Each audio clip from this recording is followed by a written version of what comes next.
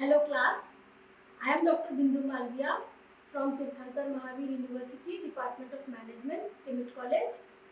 I will be discussing the topic intellectual property rights. So let us start with the topic. Before starting intellectual property rights, let me explain in brief what exactly is intellectual property rights.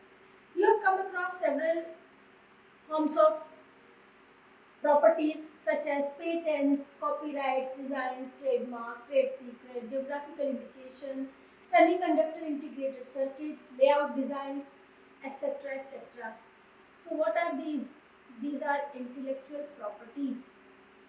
Now we will go into much detail about what exactly intellectual property is. Now here it is very well explained with the help of this diagram. Here you can see different intellectual property rights in one and single property or single object. Like here you can see there is a laptop, and in this laptop the LED display which is inbuilt in this, that is the patent. The body of the laptop, that is the design. This is also the intellectual property of the company. The Apple sign, the sign which is embossed on the outer surface of the laptop, that is the trademark. And the user manual which is provided with the product, that is protected by copyright. And the layout of the IC, that is protected by Semiconductor Integrated Chip Layout Design Act. So here a single product bears so many intellectual property rights at one time. Now here, let us understand what exactly intellectual property rights is. See, first of all, it is a property which needs some resources, which needs brain, that is your intellect, and labor, that is hard work, and combination of all these three will give a shape to an intellectual property. Now friends, intellectual property is a creation of a human mind. Like for example, let us take example of a furniture. Let us take a wardrobe. So this wardrobe is made up of wood, and this wood is cut down from the trees, from the forest, and then it is designed and given a shape which needs application of your mind, which needs some intellectual wisdom. So whatever we get from nature, that is the creation of God. And after processing, after applying our mind, after applying our brain, when we give it some shape which can be sold in the market, which has some commercial value, that can be termed as an intellectual property right. Let us see what are the characteristics of intellectual property. So as I said, intellectual property is creation of human mind. The only important resource which is required for intellectual property is creativity, innovative ideas. So it is a creation of human mind. If you have innovative ideas, if you can think out of the box, if you are creative, then of course you can be the owner of any of the intellectual property rights, as we have just seen in the previous slide. Then knowledge asset created through manifestation of ideas. Yes, for creation of certain things, intellectual property, you need an idea also. In addition to idea, there is a need for knowledge. Then it is conferred on creators as inclusive statutory rights for intangible knowledge assets. What is the benefit of intellectual property right? Intellectual property rights confers, it gives exclusive right to the owner who is or who has created that particular intellectual property. It creates a legal right to the owner of the intellectual property holder. Then, like other commodities, it is tradable in the market. You can sell it, you can buy it, you can assign it, you can transfer to anybody. Whatever can be done with the physical property, all is possible with the intellectual property as well. So, intellectual property right is enforceable by law. It means that if anybody infringes the intellectual property rights, if anybody tries to violate the rights which are given to the intellectual property right holder, then the intellectual property right holder gets the right to take legal action against the person. Then next is intellectual property right plays more important role as asset for an enterprise than a physical asset. Yes, very correct.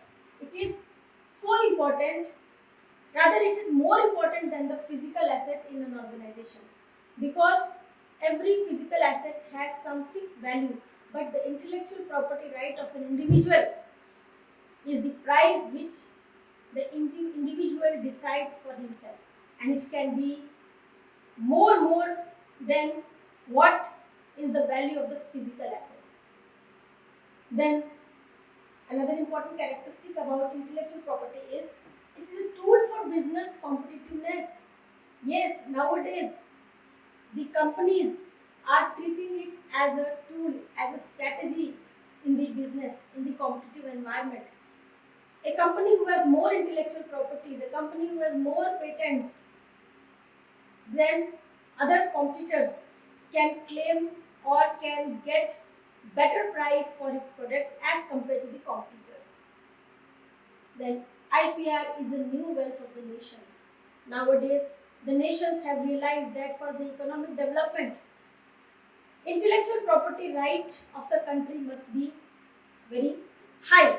The more the intellectual property rights a country has, the more economically it will develop.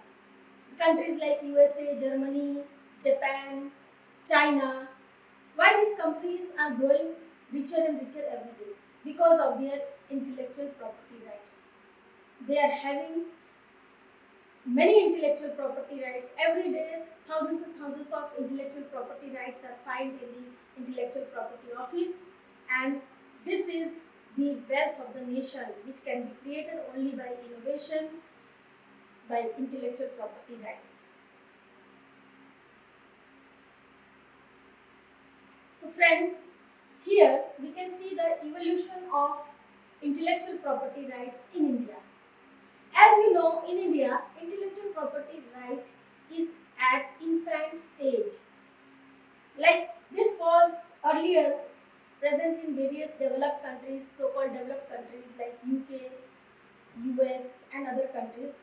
But in India, it came at a very later stage, somewhere around 1970. So, initially, let us see the origin of these intellectual property rights. In 1856, the first intellectual property right, that was UK Act on Protection of Inventions, which protected the inventions. Then later on, this was replaced by 1872 UK Patents and Designs Protection Act. In 1888, there was a separate law for protection of inventions that was named as UK Inventions and Design Act. At a later stage, in 1911, during the Britishers' rule, we got intellectual property rights law, that is India Patents and Design Act was passed, but during that time we were under the Britishers' rule. In 1972, for the first time, the Patents Act 1970 was enacted. This was the first intellectual property law which came into existence after the independence of our country. In the year 1999, this Patent Act 1970 was amended. The earlier act was not able to cope up with the need present need of the society, present requirement. So some amendments took place. In the year 2000, we got Design Act for the production of designs. In 2002, for the protection of trademark, we got Trademark Act 1999. Then in the year 2002, again the Patent Act 1970 was amended, and the third amendment took place in the year 2005, which is still into practice. So this is the evolution of intellectual property rights law in India, how it started in 1856 and what we study today. We can easily see from this particular diagram. Moving on the next slide, these are the various laws. We can see here that the intellectual property, different intellectual property rights, that is the Patent Act, the Trademark Act, Copyright Act, Semiconductor Integrated Circuits Layout Act, Design Act, and the Geographical Indications Act. All these are governed by Controller General of Patent, Design and Trademark. In short, we call CGPDTM. So this is the central office which governs all these particular laws related to the intellectual property rights. Then there are some other laws also which comes under the intellectual property right protection, but it is governed by various ministries like Ministry of Environment and Forest, Biological Diversity Act 2002, Department of Agriculture and Cooperation, the Protection of Patent Varieties, Farmers' Rights 2001, etc. So these particular laws, these are governed by the different ministries, and this does not come under the Controller General of Patent, Design and Trademark. Now we will proceed to the next slide. So we will discuss about patents in short. So in the year 1856, George Alfred D. Penny, he was a civil engineer.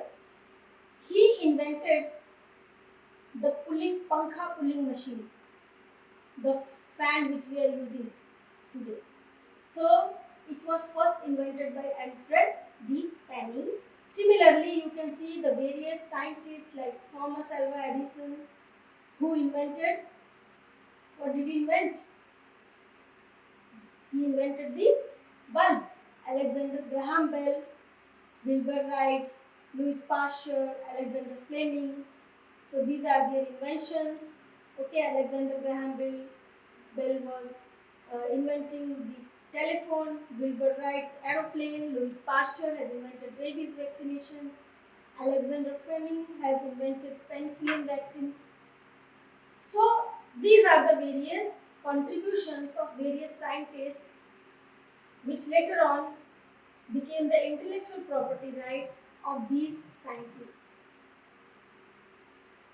As far as recent time is concerned, we can see the nano car, the low budget car for Indian market, for the middle class income families. This was the first kind of innovation. Earlier there was no so much inexpensive car. Then hepatitis vaccine, then Jaipur food, which was for manufactured for the first time at a very lower cost. So these are the various inventions. Friends, what is inventions? Inventions are anything new which is done for the first time, which has some inventive steps and which is applicable in the industry. It must be novel, it must be new, means somebody must have not done it earlier. So that is considered as the invention. So here also you can see these different devices. See here how the shower can be protected with the help of that cap, which is protecting the face and the eyes of the baby from the water and the soap, etc., etc. See, this is the mobile which can be operated on the hands. There is no need for any device. The swapping of the debit card, credit card through mobile, the drone, all these are inventions, and these inventions have got been patented. Now, from where this patent came into India? There is a very interesting case, that is the turmeric case. This was the first case where we realized that we have to protect our indigenous products, our products, which, if not protected, it will be used by the other countries, it will be patented by other countries. Now, here what happened? The United States patented our turmeric. The University of Mississippi Medical Center for Wound Healing Property, they patented it, and they claimed that this is our intellectual property right. When this particular thing came into the knowledge of our country, then the CSIR, that is the Indian Council for Scientists and Industrial Research, took objection and said this how it can be patented. This particular thing is already known to our country, and there is no innovation, and it cannot be protected through patent. Later on, this patent was revoked from this particular country, and we got the patent for that particular product. Now, another very interesting intellectual property right, that is the design. So, what is a design? Design is ornamental or aesthetic aspect of an article which features the shape, configuration, pattern, ornament or composition of lines or colors applied to any article, whether in two-dimensional or three-dimensional or in both forms, by any industrial process or means, whether manual, mechanical or chemical, separate or combined, which in the finished article appeal to and are just solely by the eyes. So the important thing is, it is, in simple words, we can say that it is nothing but the shape, the size, the look of any product which is appealing to the human eyes, and for which people are ready to pay price specifically for the look, specifically for the design. Like, for example, jewelry designs. Okay, so if we go to a jewelry shop, you will find that the seller will show you so many designs, but every design will be having different making charges, and this making charges is nothing but it is the price for the design.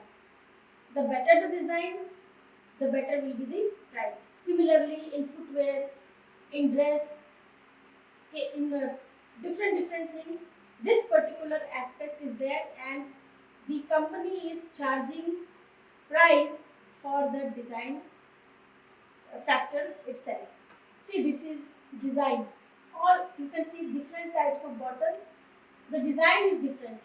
So based on the design, it can be priced. Here also you can see the design of the stationery, clock. Okay, so this basically the design does not add to the functionality of the product, but it is the just it appeals to a human eyes. That is the design. Like if the design of a pen is manufactured in a very beautiful pattern, very beautifully, but the writing will be the same. It is useful only for writing. It cannot be used for any other purpose. But the price may be higher because of the design, not because of its function. The functions remain the same. Now we will discuss the another very important trademark, which is very useful for the students of management, for the students pursuing business management courses. The earlier was important for the engineers, the students pursuing pharmacy, another courses. So this, what is a trademark? For a layman, trademark is nothing but it is a brand. So trademark means, it can be, trademark means any word, any name, symbol, device or any combination. So it can be any shape, any design, okay, which, by which you can identify the company or you can say the manufacturer, and it is also helpful in distinguishing your product, your services from the competitors' products and the services. Now the functions of trademark. What is the use of trademark? Why this trademark is used? First thing is, it provides exclusive monopoly over a class of goods or services.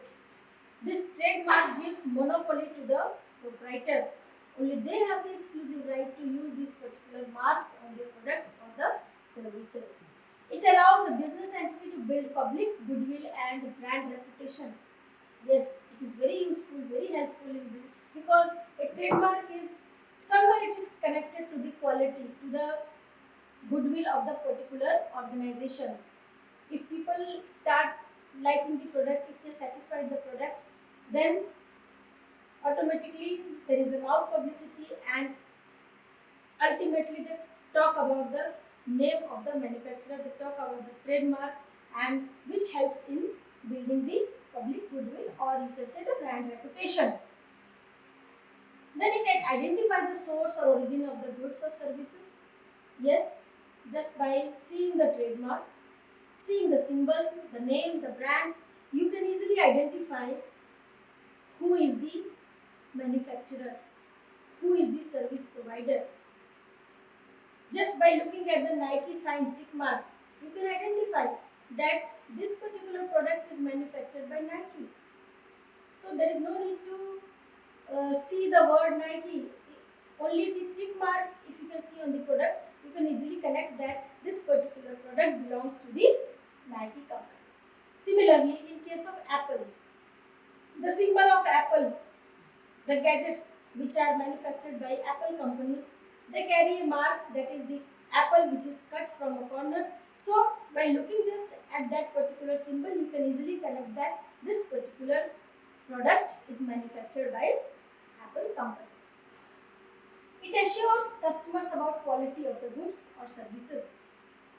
If you are satisfied by a particular company product, then you will always talk good about the particular company, because it is related to the quality, and the word of mouth publicity will spread among the customers. So this is very important things we can understand with the help of these points what actually trademark is. Now friends, with the help of this diagram, this is Coca-Cola bottle. All of you must be having it or must have had. So here, these are the various, you can say the trademark. See the first one, that is Nike. Then this M, by just looking at this particular sign, you can easily say that this is a trademark of McDonald's. I am loving it.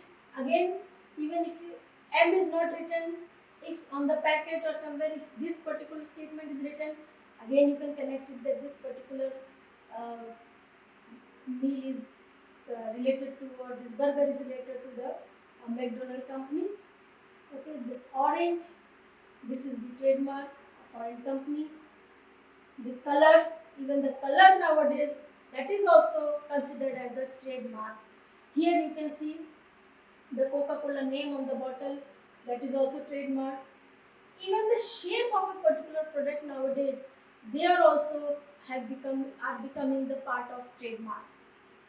So there are different types of trademarks. Some trademark are conventional trademark.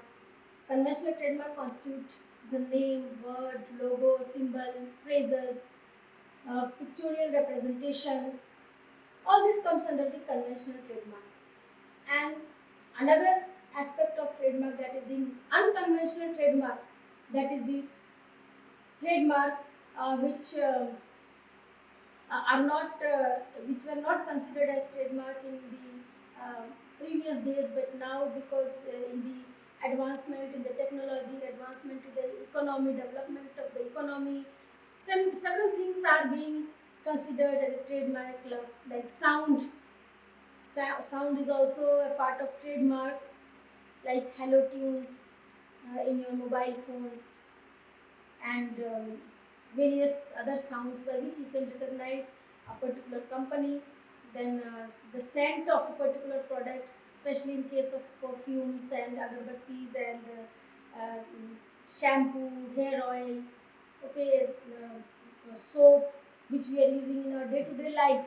All these things we can identify just because of the smell of, or you can say the scent of the particular product. Similarly, some other examples of unconventional trademarks are uh, like the taste of a particular product. Just by having the taste of a particular product, you can easily connect that this particular product belongs to this particular company.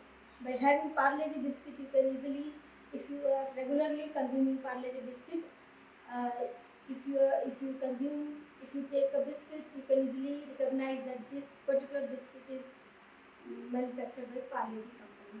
Similarly, dairy milk. So another is colors. Nowadays, colors is also becoming part of trademark, like dairy milk company. Okay, just by looking at the wrapper, a child can say that this is a dairy milk chocolate. So color is also nowadays becoming a very important part of trademark. So friends, these are the various types of trademark. What can be considered as a trademark? So it includes, trademark includes product mark as well as the service mark. The marks which are used on the products are called as the product mark, like the marks which you can see on your vehicles, on your stationaries, on your dresses, or anywhere on the product itself, on the package itself, that is the product mark.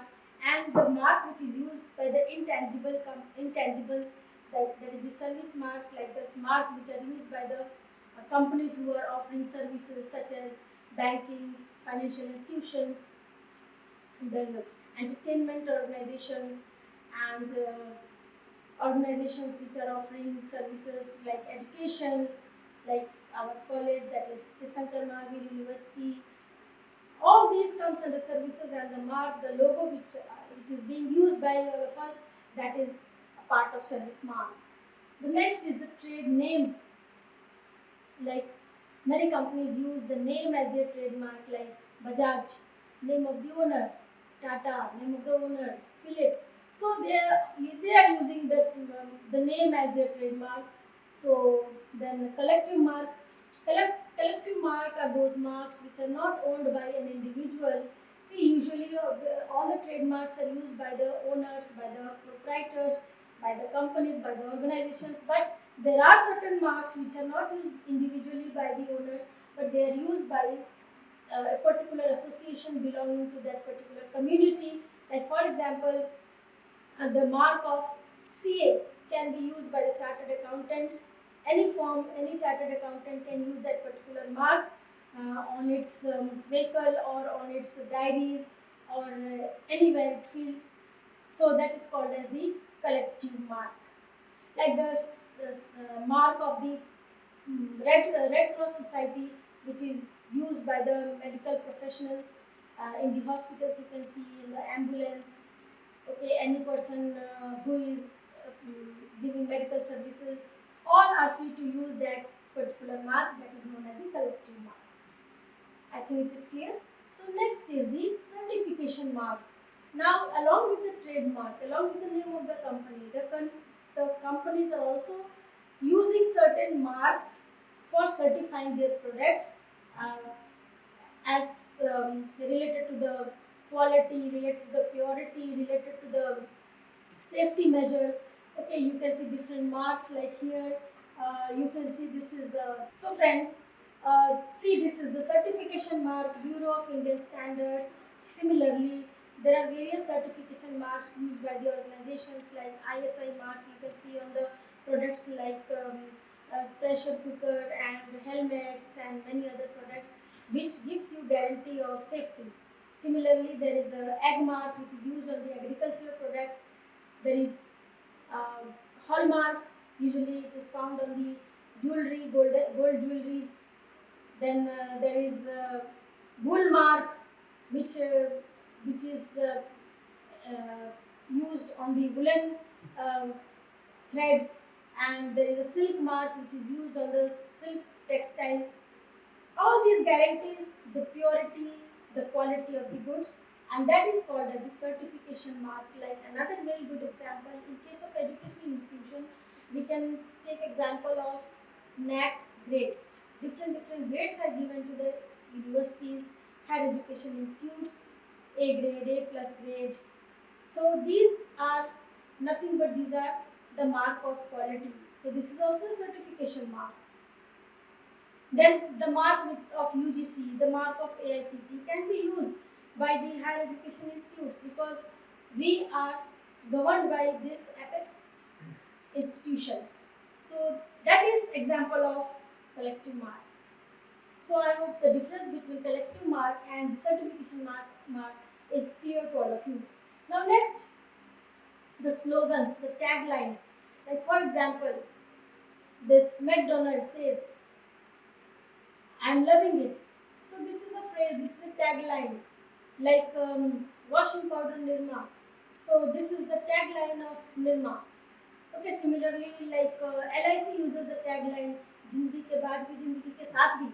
So all these are the slogans which are termed as the trademark, and the shapes. Like here the Coca-Cola bottle. So this is the shape.